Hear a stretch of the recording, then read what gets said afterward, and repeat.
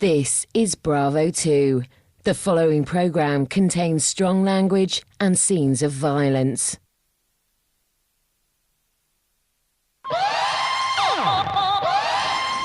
I'm in a city filled with ruthless and trigger-happy heroin gangs. I took his bollock off. With the Beretta. Where billions of dollars of drug money is funding terrorism. There was just nothing there. You couldn't believe that anybody or anything could have survived. English, no problem, I can't see. This is Istanbul, the heroin capital of the world.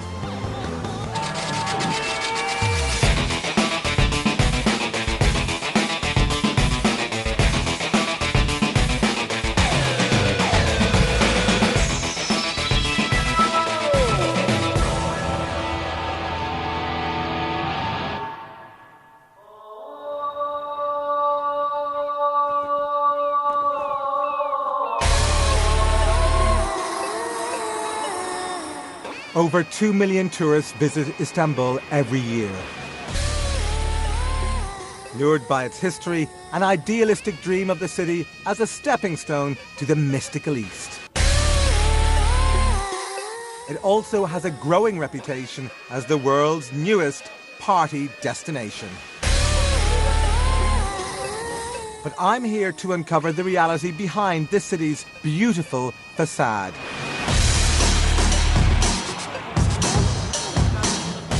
This is a place at the centre of the world heroin trade.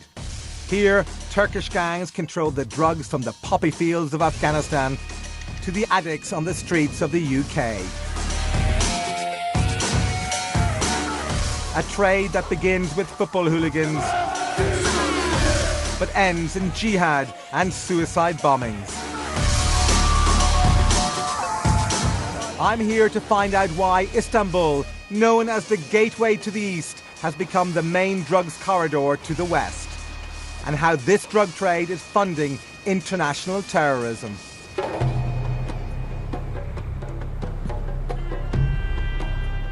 Istanbul is Turkey's capital with a population of over 12 million people. The city is split in two by the Bosphorus, the stretch of water that connects the Black Sea to the Aegean. It also separates two of Istanbul's most famous football clubs, Galatasaray and Fenerbahce. The modern Turkish Republic was founded less than 90 years ago, which has made the country fiercely nationalistic. Especially evident when football is involved. This is Taksim Square in the centre of Istanbul, and it was built to commemorate the birth of the Turkish Republic. But for British tourists, and in particular British football fans, this place has an altogether different meaning. This was the scene of a terrible double murder.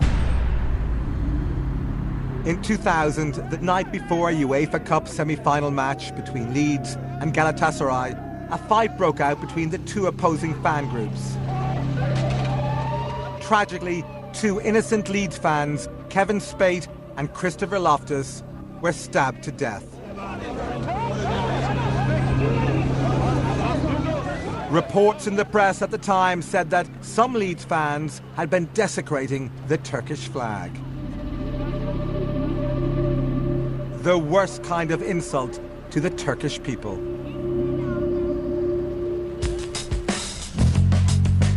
Gareth Jenkins is a local journalist who's been living in Istanbul for nearly 20 years. He investigated this story at the time and has told me there's more to it than meets the eye.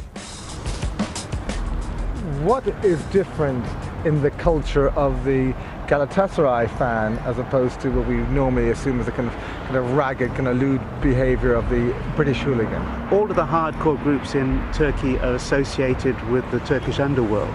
In many cases, or in nearly all cases, their day job really is working for the members of the Turkish mafia, collecting protection money, fencing stolen goods. Some of them are doing a little bit involved in the narcotics trade.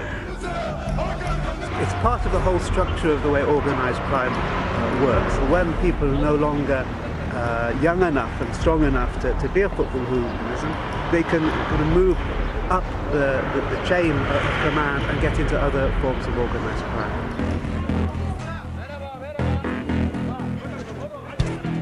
The Leeds fans unknowingly stumbled into a fight with a group of Istanbul's hooligans, who may have been mafia foot soldiers. But the bosses of these groups are the ones I'm concerned about, whose main interests appear to lie outside of football.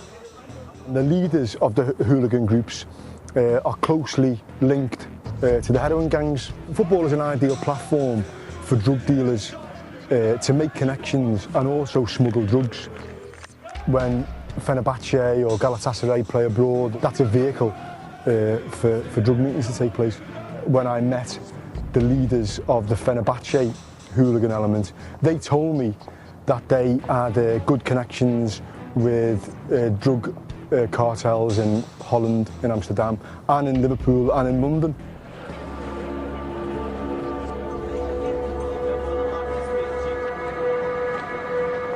Istanbul is one of the world's biggest transit points for heroin. And the drugs that are transported through here arrive fresh from the mountains of Afghanistan, a country right at the centre of the war on terror. And some Islamic extremists are beginning to make a mark on this city too.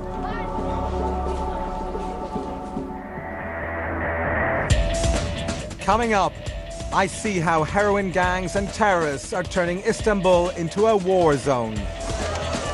If a blue light would have flashed behind us, that was it. They were getting shot. Bazookas, Kalashnikovs, the lot.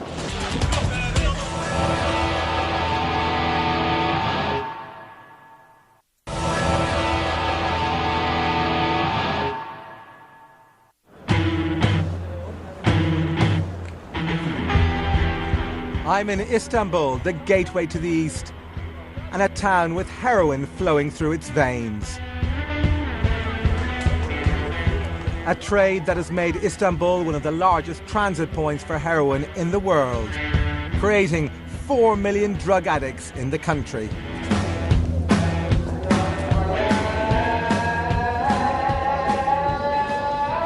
Well, the ancient call to prayer has been heard on these streets for centuries.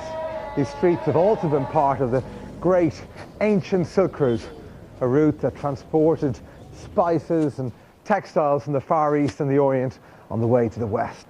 Now the route's the same, but the goods are very, very different. International terrorism and drugs.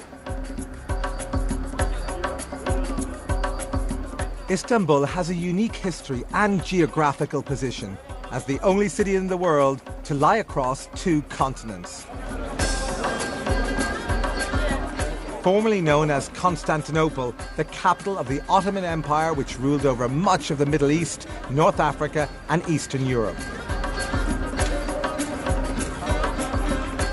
It became one of the major trading posts on the Silk Road, the old trading route from the Far East to Europe.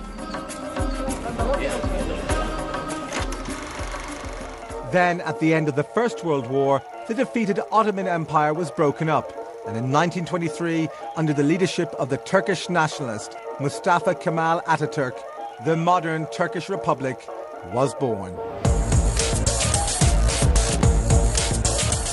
This new country bridged the continents of Europe and Asia, and with Greece and Bulgaria to its west, and Iran and Iraq to its east. Its mountainous eastern borders are very hard to police and have always been popular with drug smugglers. What is the history of Istanbul's involvement in the drug trade? Up until the 1990s, most of the opium used to be brought in and then refined in the shanty towns around Istanbul. And then they would, for example, most of it was being trucked, a lot of it still is being trucked into Europe. Most of the heroin coming through Turkey starts off somewhere like Afghanistan. Afghanistan is the principal cultivator of opium. It's part of the Golden Crescent, the opium-producing countries of Pakistan, Iran and Afghanistan. Under the Taliban's strict regime, the growing of the plant was outlawed. But in 2001, after the 9/11 attacks and subsequent US invasion, everything changed, leaving the country in disarray, allowing poppy production to soar. Of all the heroin that arrives in the United Kingdom, at least 90%, probably a lot more, originates from Afghanistan. The markup is quite significant when you start with the farmer in Afghanistan paid a pittance for harvesting the poppy. By the time it gets to the UK market, you're looking at a significant amount of cash, probably within the region of £25,000 to £30,000 a kilo. In Turkey, there are major problems for the Turkish authorities in dealing with drug traffickers. When they've got lorry loads of this stuff coming through, they protect it. They protect it with a lot of firepower. They've lost a lot of their brave officers and soldiers from being able to stop this stuff coming through. So for people in parts of the world, it can produce a very, very significant security threat. Over 800,000 kilos of heroin were produced in Afghanistan in 2007, a UK street value of over £24 billion. And this amount supplies the world with over 90% of its heroin supply.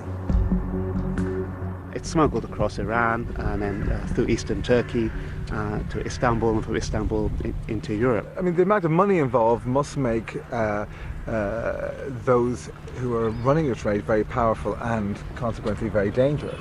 Yes, and there are certain areas, for example, in the centre of Istanbul, which are still controlled by people with links to the drug trade. There has been a shift in the last 10 years where the kind of ethnic Turkish mafia, to a large extent, have been muscled out of the heroin trade by the Kurdish ethnic mafia.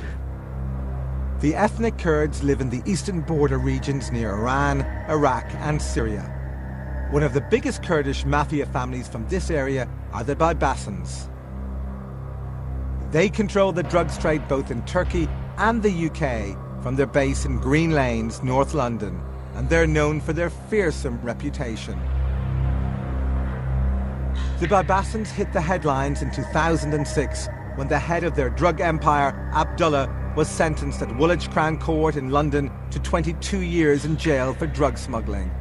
His elder brother Hussein is also serving a life sentence in Amsterdam for the same crime. Despite the incarceration of the two bosses, they are still believed to hold a lot of influence both in London and Istanbul. Well, for reasons of self-preservation, the issues of heroin smuggling doesn't tend to get a lot of coverage in the Turkish media. Organised crime, particularly in Istanbul, is very, very powerful. And a journalist is not going to have any protection if he goes after the drug barons. Organised crime has a stranglehold on this city, and there is a climate of fear that stops journalists from digging too deep. Which means that most foreign visitors are blissfully unaware of the drug problems facing this city. I didn't know particularly about the drugs. I actually didn't know drugs were a problem here at all. I was worried about pickpocketing and being mugged and who knew what else. Istanbul is fast becoming known as a popular destination for young people looking for a good night out. Taksim Square and the surrounding area is the place to find some of the city's best clubs. Istanbul's nightlife is very, very hectic. It's got a very active DJ/producer/concert scene. Crystal is possibly one of the best nightclubs in Europe right now. So you've got, pretty much of everything. But it's only recently that it's become safe to come down this way. In the 80s, people were afraid to come down here. It was basically gangsters and these clubs that would rip you off. It was strictly tourist traps. Sit down with a Russian girl, have one drink, and get a $5,000 bill, pay up, or get stabbed. This area has cleaned up its act, but foreign visitors may still be unwittingly brushing shoulders with the city's mafia. You do have to worry about mafia and protection rackets and I won't name his name, but I just spoke with the club owner about this. I said, what do you do about that? He said, what we do is we corner one drug dealer and we make him the club drug dealer. You'll see most of the good clubs have quite a few bouncers, and you need somebody, one of the managers needs to have some kind of dialogue with the mafia, unfortunately, to keep them at bay. But many of these tourists have no idea that just around the corner from Taksim Square are some of the city's most dangerous neighborhoods, where it's easy for the unsuspecting visitor to stumble into trouble. 2/3 of Istanbul actually live in shantytown areas. For a tourist who comes to Istanbul, it looks big, it looks grand, the Bosphorus is very luxurious. So there are some very, very dangerous neighborhoods. They are not in the guidebooks, they are not in the paper. There are two places which are called Dolapdere and Tarlabaşı, and they are right next to this big Taksim Square, where the nightlife is and where everybody goes. There's lots of drug dealing going on in Dolapdere and Tarlabaşı area. Also, there are gangs of petty crimes like theft, pickpocketing, and they live as families in that neighborhood. And they're not really welcoming to foreigners.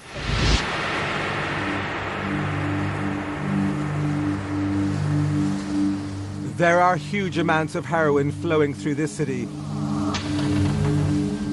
with an estimated 1 million drug users of its own.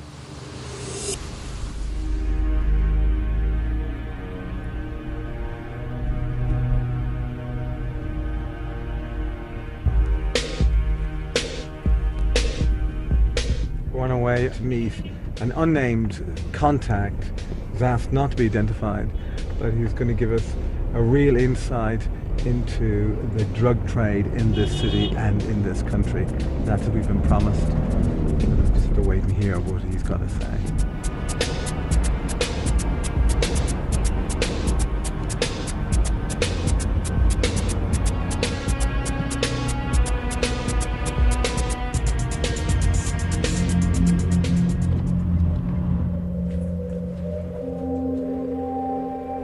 These back streets are a stone's throw from Taksim Square, but it feels a million miles away from Istanbul's friendly tourist sites.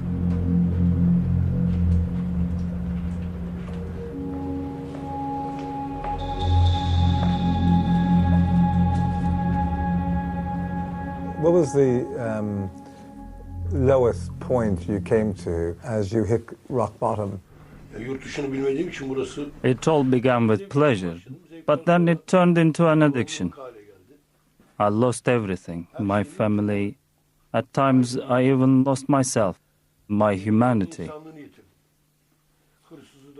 You become associates with the thief, the fraud, the kidnapper, the murderer. You get to know everyone of that sort.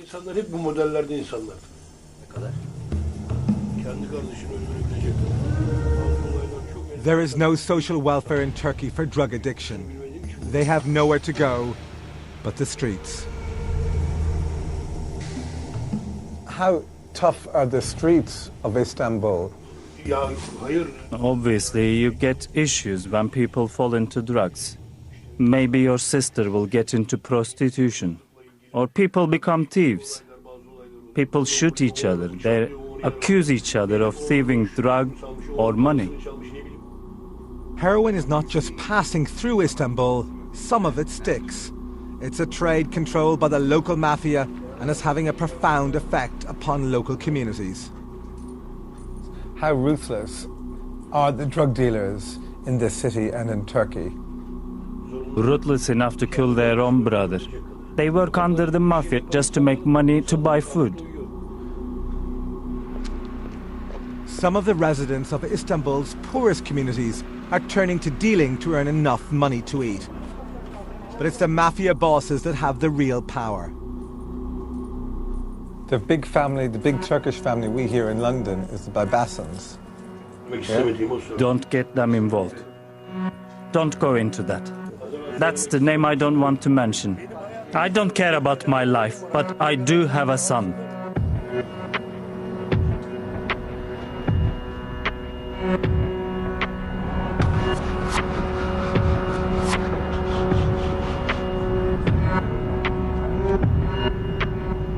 The one name, which is unmentioned name, which came out of a family who are perhaps the biggest drug family in this city and in this country, and therefore one of the biggest drug families in the world, the whole world of drug dealing and drug export, and the name is Babassan.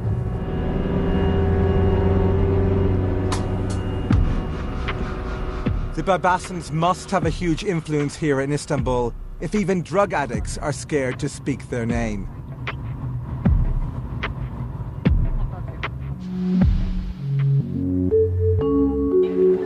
The family originally come from a small town called Lise in southeastern Turkey, an area notorious for its connection to drug trafficking. When you talk about the Babassans, I mean, a lot of people will quake in fear and refuse to say anything about them. I mean, you know, you have a situation where you've got this huge clan that, despite two of its main members being in prison, still carries a huge amount of weight, still generates a huge amount of fear. That was always part of their strategy. Whenever they were working, particularly in Green Lanes, lots of people were beaten, intimidated, tortured, subjected to acts of violence, had their businesses torched or destroyed in other ways. And they've always used fear as a way of actually getting what they want and ensuring the loyalty of the people closest around them. The Babassan drug network has been dubbed the Turkish Connection. Members of the family based in London and others in Istanbul work together to transport the heroin from eastern Turkey into the UK. This structure has allowed the heroin shipments to be transported on a much larger scale because every step of the way is overseen by trusted members of the gang. Turkey's proximity to the raw material means that they can make the maximum amount of profit by being in charge of the trade all the way along. The fact that they can actually start the journey with processing the heroin and then actually be involved when it's being sold at the other end of the market means that they're making more money from it than anybody else. And the more money that can be made, the more vicious the gangs tend to be. In the drug industry, in the last 20 or 30 years, we've seen an increasing amount of ruthlessness because there is simply so much money at stake that the people who are involved in it, who want to maintain their position, have to be prepared to commit acts of violence, have to be prepared to commit murder, and certainly all of the people involved in that particular clan have been involved in those activities.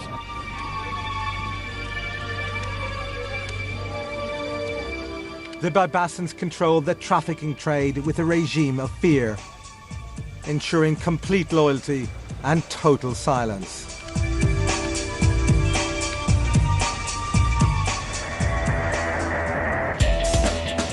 Coming up, I meet someone willing to talk. We was bringing in so much heroin, we actually brought the price of heroin down. And hear from a widow whose life was shattered when a terrorist bomb hit the city. Husband, when did you find out your husband had been killed? I just felt I knew instantly.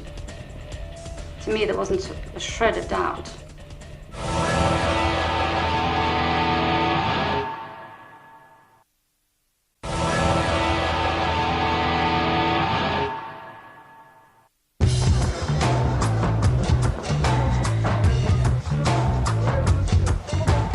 I'm in Istanbul, a mystical and historical city, but a major hub for heroin distribution. And a constant target for terrorist groups. The trafficking of heroin from Afghanistan in the east to the west through Istanbul is all too apparent. But it's not just the drug barons who are profiting, it's also the terrorists who are funding their activities to the trafficking of drugs.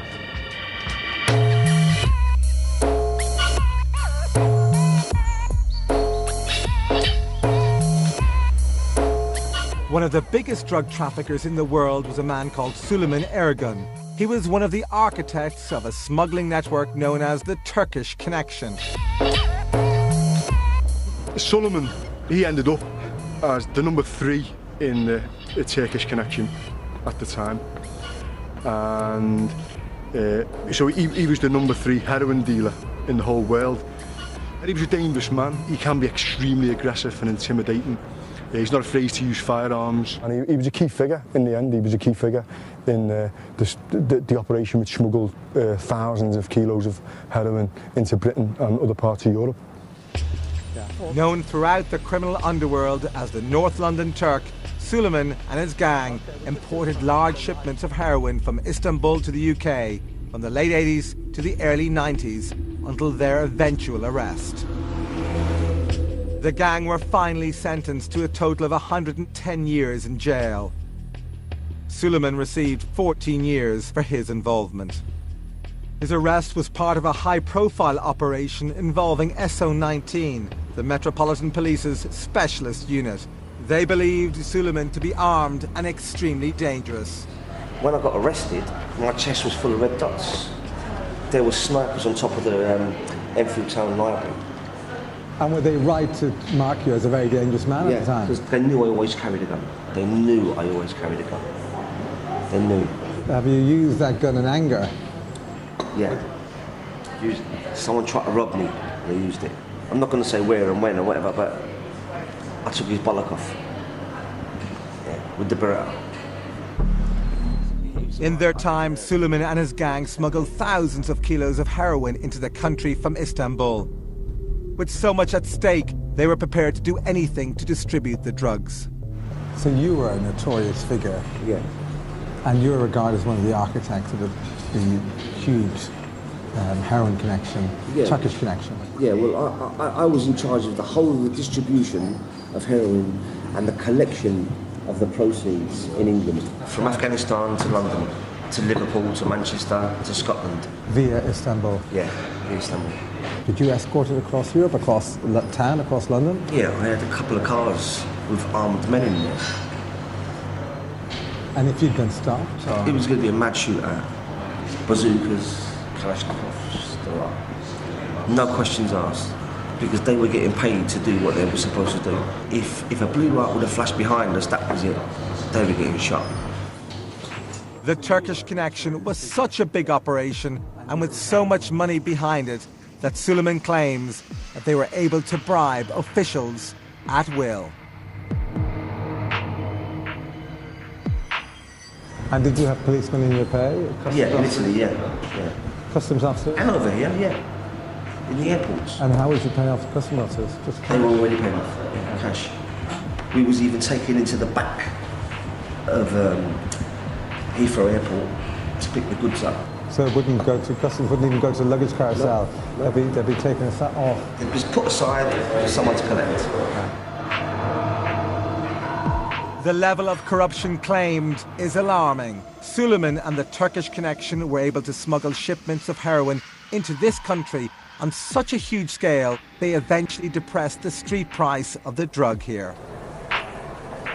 We was bringing in so much heroin that, we just wanted to offload it. We was dealing 250, 300 kilos every couple of months.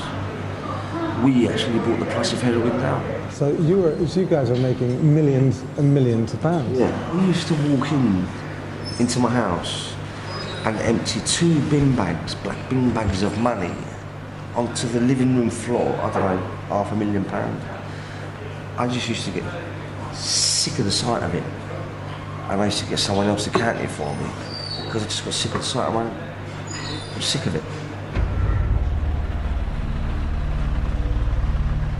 In this business, it's possible to make a lot of money very quickly, but it's just as easy to lose it all. After his arrest and facing the prospect of 14 years behind bars, Suleiman turned to the very drugs he was supplying.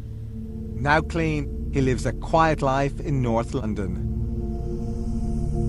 But with Suleiman out of the way, it left a gap in the market for the Babasans to move in. And the Babasans, for example, big Turkish family, big connections, things like this, I know them, yeah. And they were heavily involved in the trade here. It was us that started Babashan off with 11 kilos.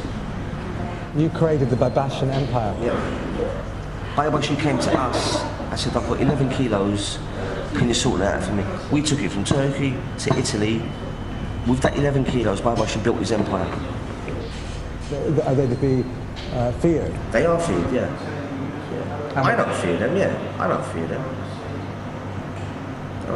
But I know Babashan. And he's very crude, he's very cunning fella. Sly, couldn't be trusted. But this empire now has connections with some far darker organisations in Turkey. Well, they're involved in the PKK. Guns and PKK. Now the PKK have got control of heroin as well. Baybaşım he couldn't go to Turkey for 4 years because he was in hiding in Iran and Iraq because he was supplying guns to the PKK.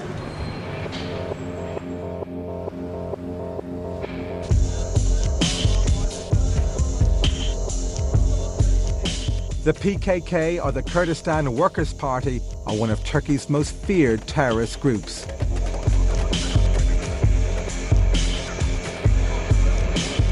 When the modern Turkish Republic was established, little attention was paid to the old Ottoman Empire's ethnic provincial borders. The ancient region of Kurdistan was wiped off the map. The anger this caused in the Kurdish people led to the formation of the PKK, a nationalist movement dedicated to the establishment of a Kurdish state. In the late 70s, they launched a terror campaign against the Turkish government, which has so far cost over 37,000 lives. The PKK want to reclaim their homeland, and Istanbul and its financial centre has become a popular target in their bombing campaigns.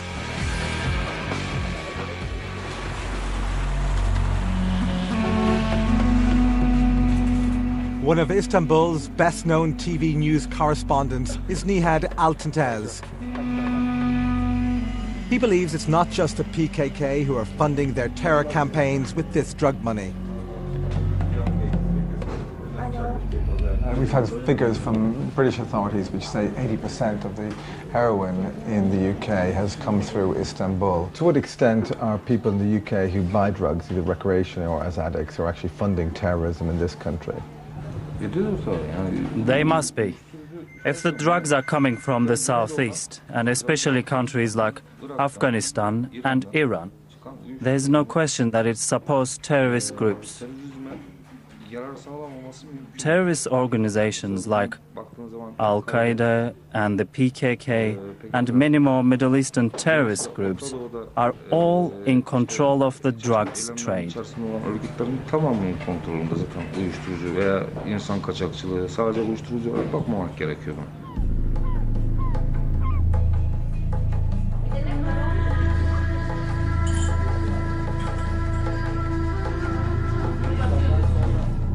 Last year, the UN stated that at least $500 million from the Afghan heroin trade was going directly to the Taliban and associated terrorist groups such as Al-Qaeda.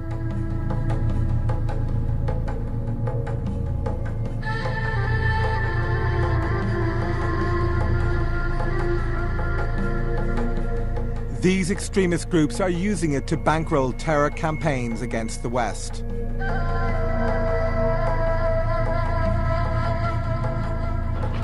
Istanbul is a city that bridges two continents and two cultures. Firmly rooted in the East, it welcomes business from the West. This has caused some Islamic extremists to view Istanbul as a legitimate target in their war on Western values. International terrorism looms large over this city, as it does over pretty much every major tourist destination. But there are additional dangers inherent in living here, particularly if you're foreign and British.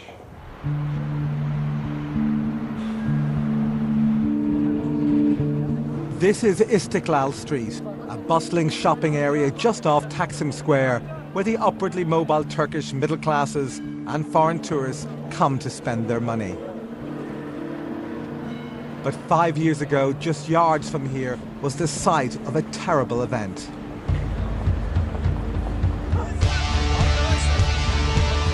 On November 20th, 2003, Istanbul was struck by the biggest terrorist attack in its history, when 2 suicide truck bombs hit the HSBC headquarters and the British consulate.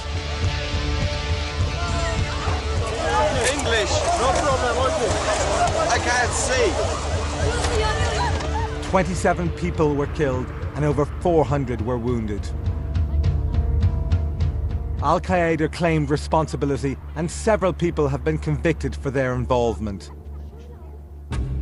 The attacks were coordinated. The HSBC bomb occurred moments before the attack on the consulate. Victoria Short is the widow of the British Consul General. Roger Short, who is killed by the bomb. This is the first interview with the British media she's agreed to since the attack. I was at the consulate working in the garden, as I tended to do. At about 11 o'clock in the morning, we usually have coffee. So I said to the gardener, I'll go out and buy the milk. And I was about midway around the consulate, and there was the explosion. I remember seeing things flying up in the air and everybody ran. Extremists had driven 2 trucks loaded with explosives into the consul compound and detonated them. Everything was completely gone. It was the most really extraordinary. It was a bit like a desert beach. Everything was brown and nothing was there. It was all gone completely. You can't really, if you haven't seen it, you can't believe it. Just gone. And no colour, everything brown. That's what I remember most.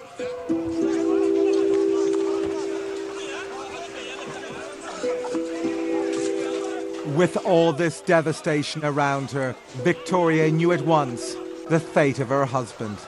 And when did you find out your husband had been killed? Well, I just felt I knew instantly. To me, there wasn't a shred of doubt. And everybody said, well, wait, because he might have been out at a meeting or something or other. And I just knew that he will, you know, because it was just so, there was just nothing there. You couldn't believe that anybody could, or anything could have survived.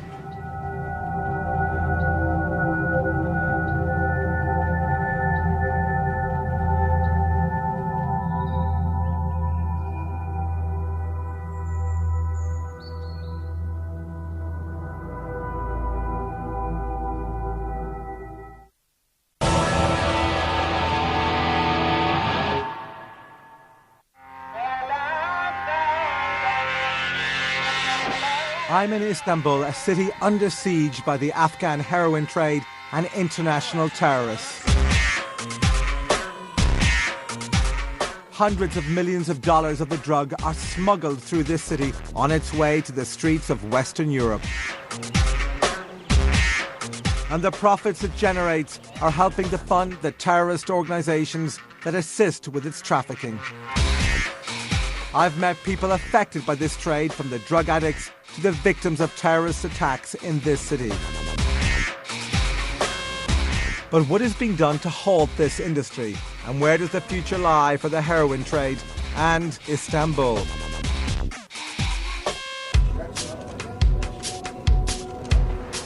Turkey's narcotics unit is considered one of the best, and they train drug enforcement police from all around the world.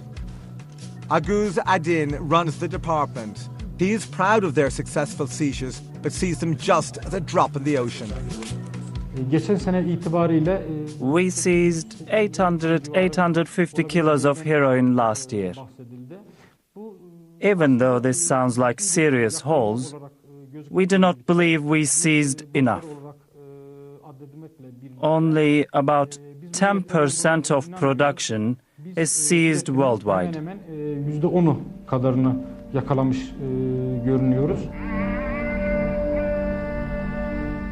Of the 800,000 kilos of heroin produced each year, only 10% is seized. This means that £22 billion worth of heroin finds a home on UK streets, enough to fund a small war. The Turkish authorities are keen to make clear that this war on drugs is not a fight that Turkey can win alone. The drug issue isn't a problem that just concerns our country. From our investigations and according to our English colleagues, the drug trading taking place within Britain is mainly carried out by Turkish organizations. This is why we now work together with them. Our real aim is to stop our people being poisoned by the drugs.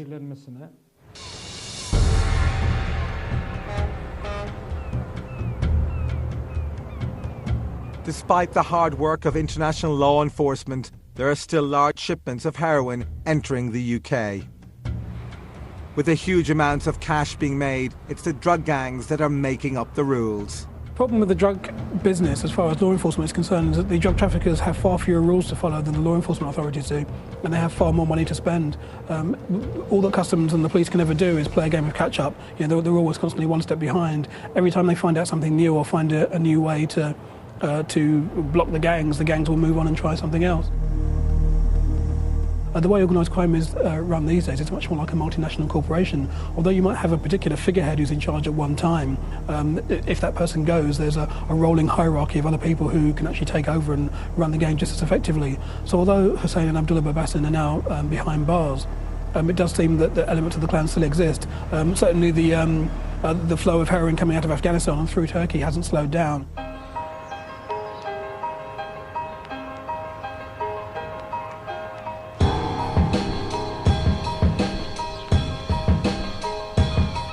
I came to Istanbul to investigate the heroin trade from Turkey into the UK.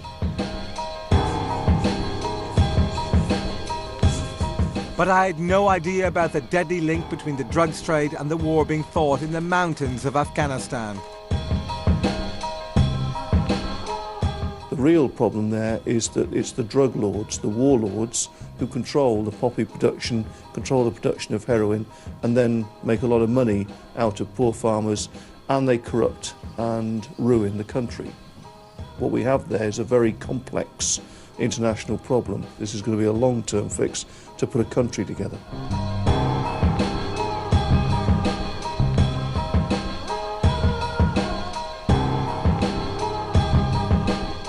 It's clear that this problem goes beyond poppy production. The heroin trade is entangled in a war in Afghanistan, a nationalist struggle in Kurdistan, as well as a fundamental clash between the societies of East and West. These are not simple problems, and it will be a long while until these issues are brought to a close.